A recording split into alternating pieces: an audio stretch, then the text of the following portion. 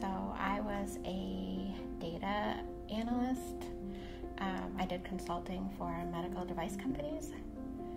And I worked on Wall Street before that, covering medical device companies. So it's kind of ironic. I was in healthcare my whole career, and then I got sick. Now I get to take care of myself, my own health. I stopped working about 5 years ago because I was so sick. 3 words that best describe me. I think I'm optimistic. I used to be optimistic. Changes. I try to stay positive and I'm creative. So I was originally diagnosed stage 2B about 10 years ago, almost 11 years ago. And it came back basically a couple years later. So I am going on 9 years metastatic, which is pretty amazing. I was pretty sure. I looked at the statistics. I said, oh, I've got 3 years to live. What am I going to do? And here I am 9 years later. So it feels like a miracle. My life has changed dramatically. Like, everything is so different. I used to work full time, so I was very focused on my career and on living. Like, we lived as big as we could live, and exercising and activities and out and about all the time. And now I'm sick and I don't want to be out and I don't want to do things, and it's very sad.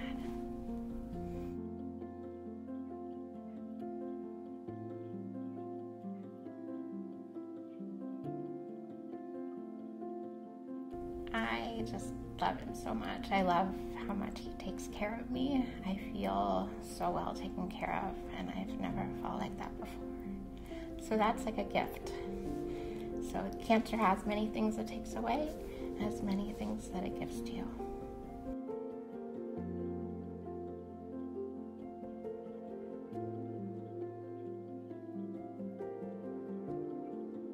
I was more stunned than anything. I thought I would be immediately sad, but that didn't happen until later. So it was more of okay, now that that's happened, what do I need to do? What should I do to help her, or I don't know, that sort of thing. Is kind of went into that mode. It's changed quite a bit because she was diagnosed about a year after we met, and when I met her, she was extremely active. We met on the Inca Trail, which is a 4-day hike to Machu Picchu. We were part of a humanitarian effort to bring surgeons there to repair cleft palates and hair lips and whatnot. So we're on this hike, and she was with a friend of hers, and I was part of the group, but I was by myself, single, and we hadn't talked or anything. But she was always in front of the pack, and I kept trying to catch up to her and her friend. And no, the mountain kept saying, "Step drag, Andres, step drag. You're not getting any faster." And then instead, she was like a mountain goat, just up there. So she was very, very active, and then worked out a lot. So, and I work out a lot. So we did a lot of that, and in various ways, like rollerblading or bicycles, gym, those sort of things. Yeah. So that has changed quite a bit to almost zero as far as what she used to do.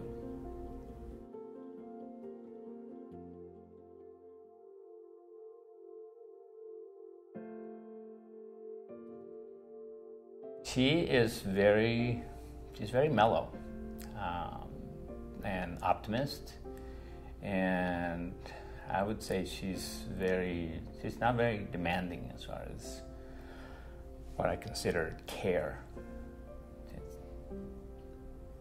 I mean, she does have her things. No, don't get me wrong, that she likes, and that's okay. But for example, I belong to a men caregivers group, and in my estimation, in my view, I feel like I'm golden as far as a caregiver is concerned. There are other people that have it a lot worse. So I think that's what it is. That she talks me off the ledge quite a bit. I think that's what I admire most about her.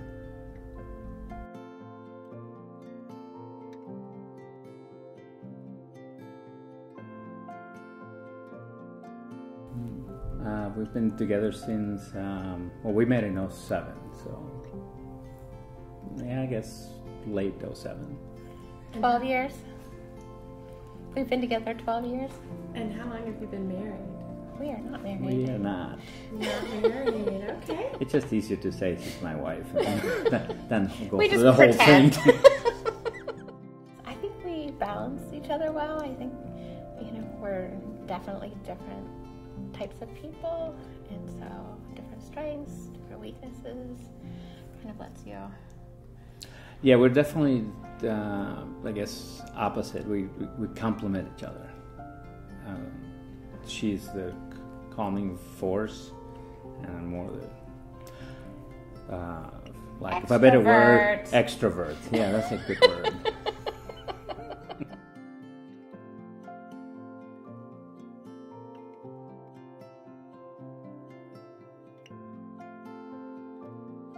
So for me, I feel like I feel sad that I don't want to do things anymore, and he is clearly wants to do things all the time. So we're not, we do a lot of things separate now that we didn't used to do separately. I think that's, and you have to feel, it's a balance. You have to feel comfortable. You have to let each other be who they are now, which is different. You're different than you were before. What do you guys do to combat that? Well, she's comfortable with herself, so I've learned to not worry so much about her being alone. Therefore, and then I go out, and by that I mean go to networking events or go to a Venezuelan party or meet with friends or go work out, that sort of thing. And I still feel, maybe she would enjoy this, but she would much rather stay home knitting than do any of that stuff. So. I do. I don't really want to go. I just want to be invited. Yeah, that's what I was going to say, that she won't go, but she likes to be invited. So I invite her, and she goes, well, no, I think I'll stay. So we play this game.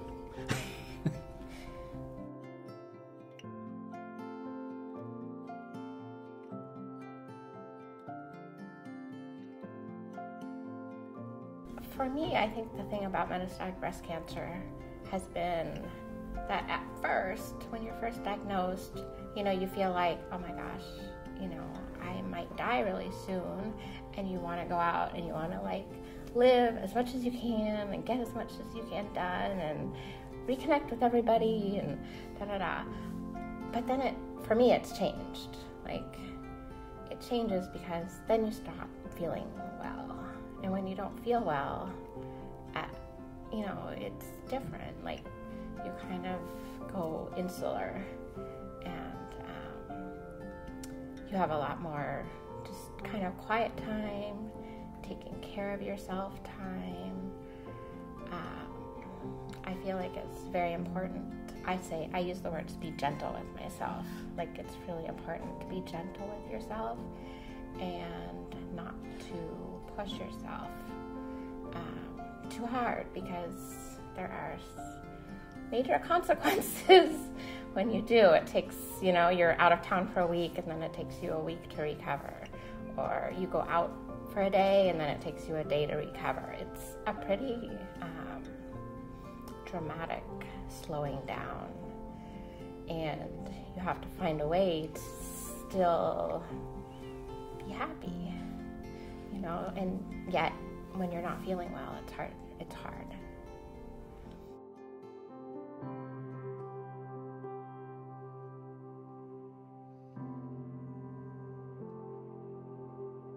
So when I stopped working, I had a bunch of time on my hands, and I had learned to knit when I was a child, and I kind of knit on and off a little bit, but it just took off when I had all this time, and I found myself just loving to make things, and I felt like I could make these beautiful pieces of work, and I felt like it could create like a legacy. Like that felt like the right thing for me to have as a legacy when I was gone. And I make them and I give them away. That's what I do, and I just love it. So I try to walk a couple times a week, and I think that it's very important to keep up activity as much as you can. It's hard for me. It's not like it used to be where I loved being able to exercise. Now it's a struggle. But I think it's very important to keep moving, and I think keeping moving keeps you healthy. It keeps some health, and I think it's super important. And I love gardening. That's my other thing. We just moved. I lived in a townhouse for 18 years, and I had a little tiny patio.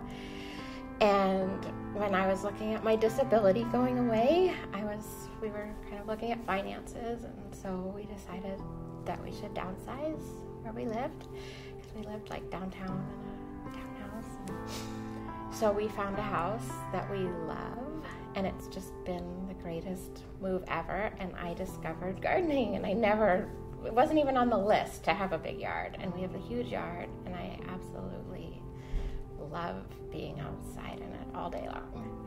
So all summer, that's what I do.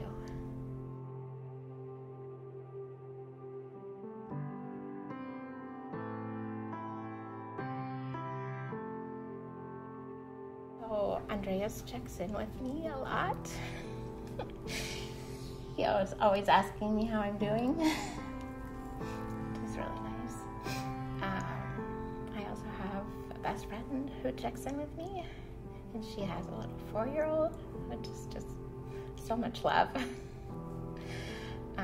And I have a knitting group, so we knit once a week together, and all those women are great. And I have a friend that I walk with. So I have like my little group of people, and that's kind of what I do. Everyone checks in on me. Okay, so I think emotionally I keep a lot to myself. I just don't like what it sounds like to complain. I don't like hearing complaining.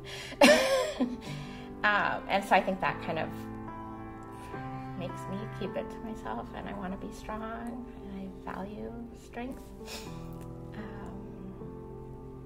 But sometimes it comes out, and I'm trying to let it out more, just because I think when you keep too much in, it kind of boils up in other ways that aren't good. Well, I check in, and by that I mean I ask.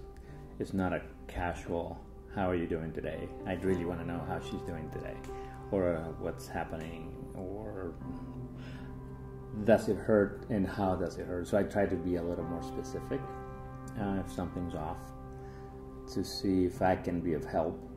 Most of the time I can't, because there's really nothing for me to do other than empathize and be there for whatever I may be able to do. But I guess it's more of a checking in. So I do that often, just so we know where we stand and how we're doing.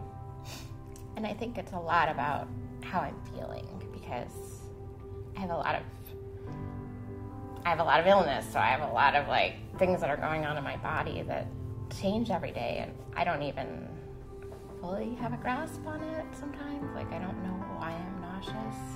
I get nauseous a lot. I'm like, and she doesn't complain a lot. So I also like to check in because of that. Yeah, she doesn't complain a lot, so I dig in a little deeper and often, so I know how strong it is, whatever it is that she's feeling at that moment physically. So again, I think I'm good at keeping things in, and it takes concentration and focus for me to share. And mostly I don't feel like there's that much to share emotionally. Like, I feel like I have cancer, I have to deal with it. Like, I don't know what else to really say about it. It's actually kind of to the point where I felt like I was really comfortable with the idea of dying. Like, I kind of got comfortable with it.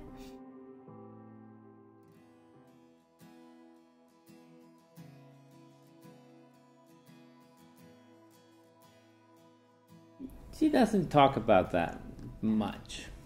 I think I worry more about that than she does. Yes. And I bring it up on occasion. For example, she was gone for a month. So I'm walking around the house wondering, is this what it's like when she's not around? And then you extrapolate from that. And because of the way I am, then I tend to go down that rabbit hole a little bit. If I go too far in there, then it's not a good place. Whereas she doesn't think about death. I mean, she might think about it, but you don't express it to me ever. As I said, I feel like I've lived a good life, and I have been very lucky in so many ways. That I felt like I readied myself for it. So to me, it's more of a struggle to like figure out how to live and be sick. The things we think about, huh? Yeah, it's crazy. It is. I know it sounds crazy because I know so many people are like, they just want another 6 months or another 2 months. It also has to do with the people around us that are dying, especially with like her support group. Out of 9 people, and 4 have passed on in the last year. And I have gotten to know some of them. And then I'm working on this film in which these people appear who are no longer with us. So whenever I'm working on it and editing it, then I try to compartmentalize, but that doesn't work so well sometimes. So I can only do it a little bit at a time, and then I see all these people. It's like, oh, that's right, she's not here. Oh, that's right, she's not here. We had a picture of 9 people in our support group that were at the first annual Metastatic Midwest Breast Cancer Conference. And a year later, only 5 of us were left.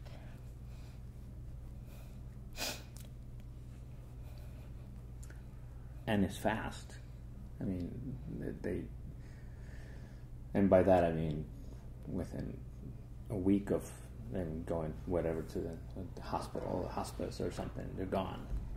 And a week, 2 weeks before that, they were very gregarious and joking around. I mean, they might not have looked all that great, but they were still around.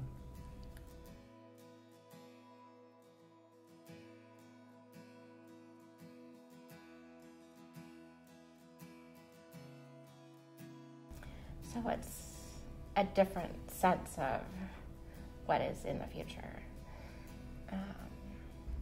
But you don't know how long you're going to be here.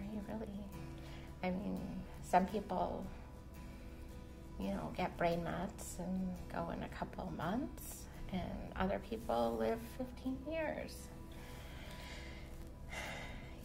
So don't know what to expect, and I don't feel like I need to do a lot of planning. I kind of feel like I can make decisions when I'm ready to make a decision. I don't need to, like, I've never been a planner. Maybe that helps, but I've always been someone where I feel like take the situation at hand and make decisions based on where you're at in the moment. And that makes it so I don't have to stress. The one thing that is always an issue with planning are trips. Because you have to plan at least a couple months ahead usually, maybe a month ahead. But I get very stressed out before trips. And every trip we've been on has been fabulous, and we try to go away for a month at a time and really go on good, long, adventures. We try to do like one big one a year. But I am a mess beforehand because I'm just so worried it's not going to be good. And I'm not going to feel good. And every time we've gone, it's been great the whole time until I get home. I kind of fall apart when I get home. But when we're on the trip, I'm good. Well, we do also take into account how you feel when we're on the trip. Yes. If she needs downtime, then she needs downtime, and that helps, as opposed to pushing it, whether visiting here, there, and moving around. If we don't go out that day, well, we don't go out that day. She stays and knits, and I go wander the streets for a while. Or I can go out for the day and be home in the evening. Right. Like that usually works pretty well for me. Yeah, we've come to realize that anything beyond that is not really not a good thing, not a good idea. My biggest fear is being in pain. Hurting is very hard. So, and just from my experience so far, like I can have a pretty high pain tolerance, and stuff gets really painful. So that's really scary. Yeah. And I worry about you when I'm gone, but I know you'll be okay. But I worry. I worry too. It's like, what am I gonna do? But the pain part of it is, she has a very high tolerance to pain, and lately with this back issues or lumbar issues, I have seen a little bit of the fear that I had not seen before, and that's worrisome.